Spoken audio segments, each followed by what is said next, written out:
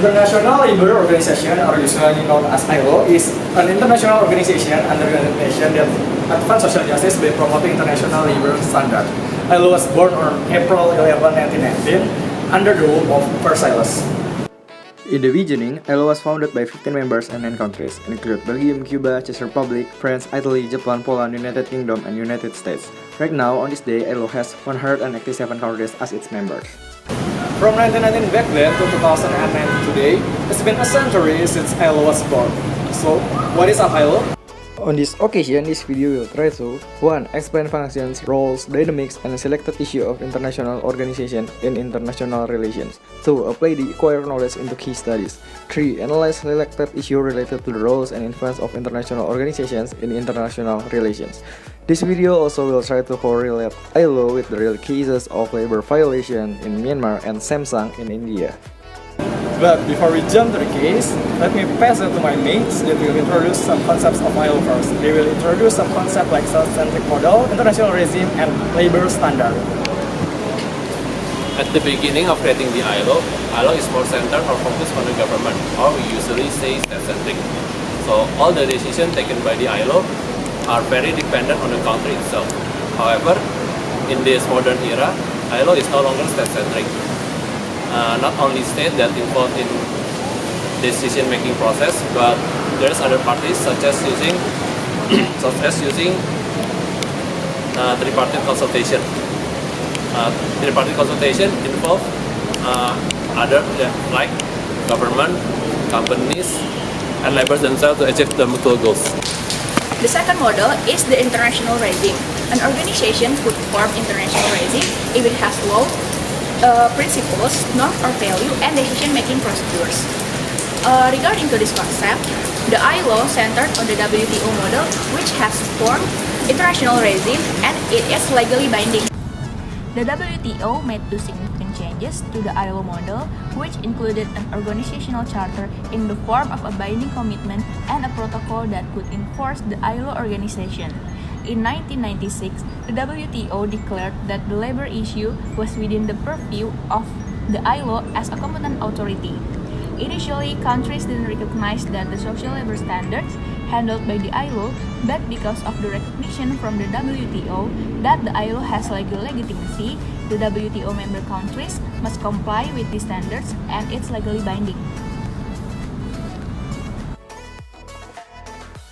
These standards form a protocol whereby in trade cooperation there should be no exploitation of workers in the countries that employ the workers. The ILO has the authority to force the member states to comply with this standard. These international labor standards are more focused on protection the rights of the workers that should be obtained by the entire company, such as an equal salary, employment security, social policy, occupational health and safety, and also the protection of the pregnant workers, and also for reducing the discrimination that often happen in the workers' environment that they often get from the company officials who underestimate their work. International labor standards have been created based on the influence of the WTO model that has been explained by the international regime in the WTO model, and this is intended to protect workers from oppression that is often done by the bosses of the company. International labor standards are also produced from disturbing cases that have occurred for a very long time, such as forced labor, child labor, maternity protection, migrant workers. Because of the existence of the international labor standard, the ILO made a special conference on this standard, which must be attended by all members of the ILO. So, all companies included in the ILO member countries must comply with the provision of the international labor standard. Each delegation present at the conference included 2 government delegates, 1 employer delegate, 1 worker delegate, and then government, employer, and workers delegates, each of them having 1 vote in this plenary. The way of labor standard can get into the international organization is by following the constituent made by the ILO, which has established the basic principles and basic rights for the workers. And in this case, ILO has the important role to really ensure that the workers has already get what the labor standard want to do, and also what the labor standard has made and also agreed by all the members.